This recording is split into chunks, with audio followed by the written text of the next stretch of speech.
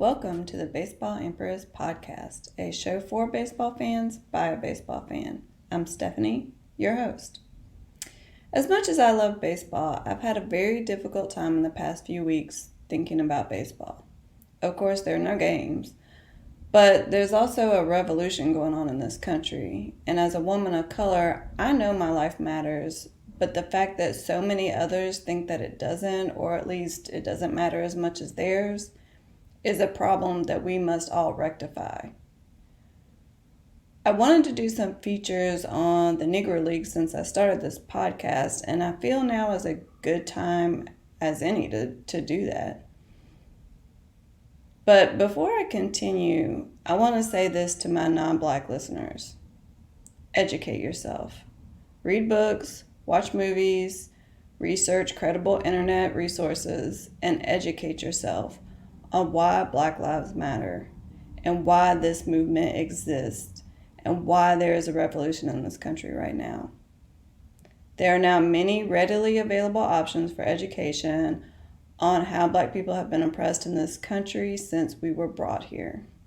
No excuses anymore. Also, reach out to every Black person that you know and let them know that you support them and that you believe that Black lives matter. And even tell the ones that you don't know.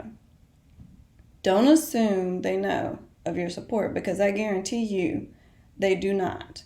So tell them. Then take action. Every day, take action to rid this country of the hate and the prejudice. It's going to take much effort, so start now. Take action. Every day. In this episode, I'm going to discuss the Negro Leagues, the wonderful Negro League Museum in Kansas City, Missouri, and Josh Gibson, the greatest home run hitter who ever played baseball. A brief history of the Negro Leagues. Negro League baseball got its start after the Civil War during the rise in popularity of baseball and also of segregation and Jim Crow.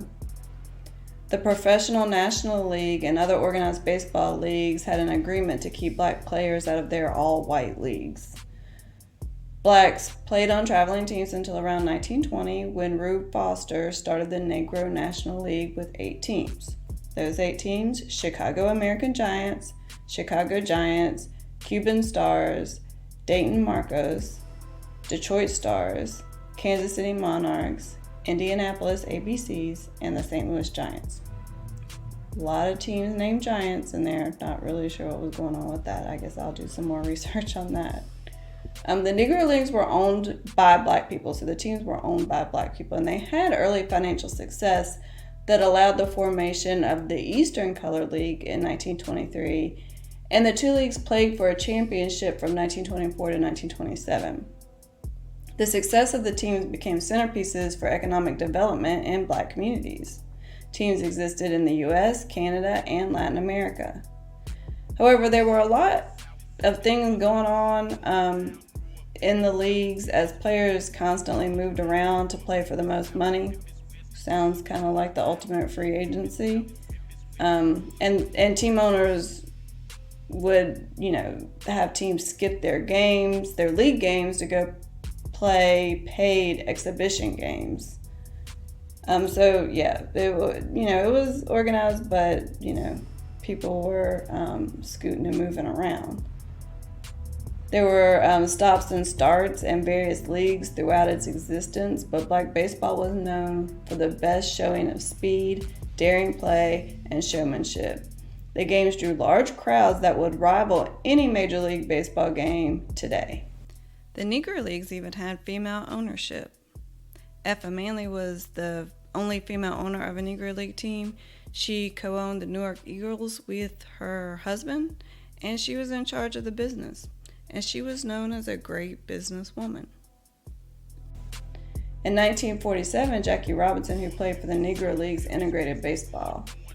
He was followed by another Negro League player, Larry Dolby, into the majors, and with the success of the Black players in Major League Baseball, fans were drawn to those games and away from the Negro Leagues, as were many of the players. The last Negro League teams ended in the early 1960s. And as the Negro League players moved into the major leagues, They brought with them that speed, that daring play, and eventually the showmanship, and really changed the way that baseball is played. Now, some people did not like that, did not appreciate that style of play, the more aggressive style of play, a faster game. But it's funny because if you think about it, it's still the same things that a lot of baseball fans and baseball management argue about today. How much showmanship should there be in the game? You shouldn't, flip your bat when you hit a home run. You shouldn't pump your chest when you make a great defensive play. You, as a pitcher, shouldn't talk trash on the mound. So we still battled those same issues today. And, I asked myself, what is that really about? Because a lot of times now we're talking about Latin players because they have a very similar style of play as what was played in the Negro Leagues. As Latin America did have teams that played Negro League teams. And why are we still arguing about this? Is this also another effort in this country for us to want people to conform to what white America feels the most comfortable with?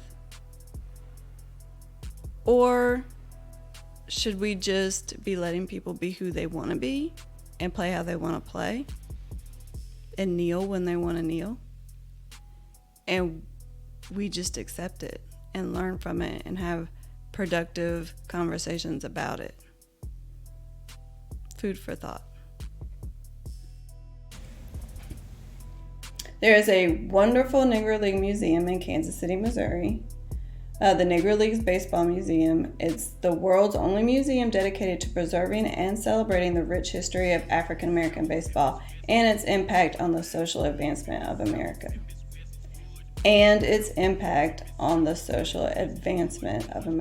Just want to make sure you didn't miss that part. I've visited the museum a couple times. It's well worth the trip to Kansas City, which is a great place to visit anyway. The museum is a 10,000 square foot facility, a beautiful, it's just a beautiful facility. It's full of education, memorabilia, and a lot of information. My kids really enjoyed it also, and I can't wait to visit again with my youngest son. This particular version of the museum opened in 1997 due to the great leadership of the late John Buck O'Neill, a former Negro League player and great champion of Negro Leagues and its history. The museum has reopened after coronavirus as of June 16th, and it would be a great way to get your baseball fix until there are actually games again.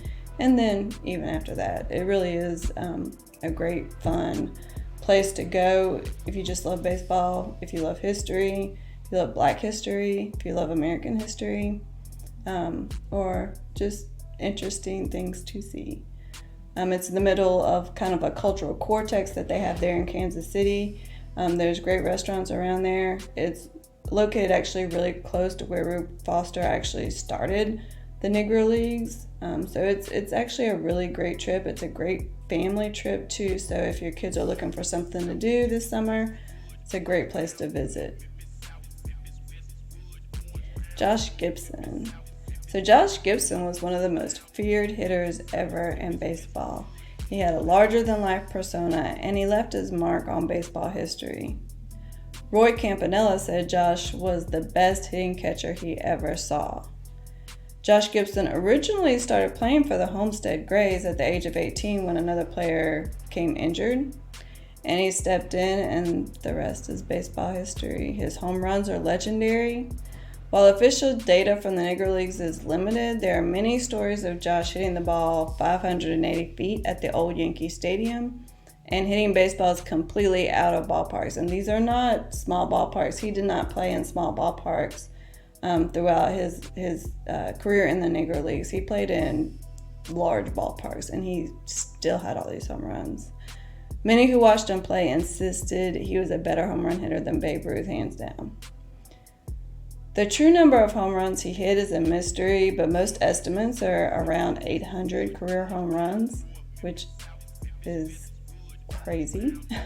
But some say the actual number could be over 1,000. Official Baseball Encyclopedia has his career numbers at a .354 average, 962 home runs over a 17-year career. Single season highs of .517 average and 84 home runs.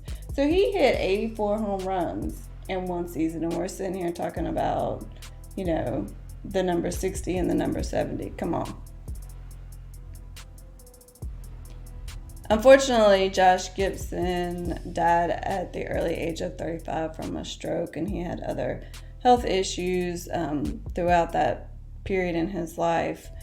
He died about 3 months before Jackie Robinson integrated baseball and broke the baseball color barrier, so Josh never saw that. Josh Gibson was inducted into the Baseball Hall of Fame in 1972.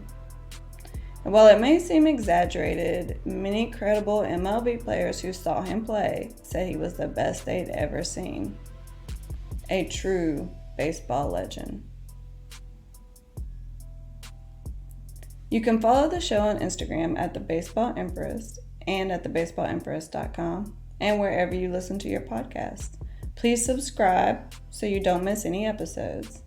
And thanks for listening. And remember, this ain't your grandma's baseball podcast, and it sure as hell ain't your grandpa's.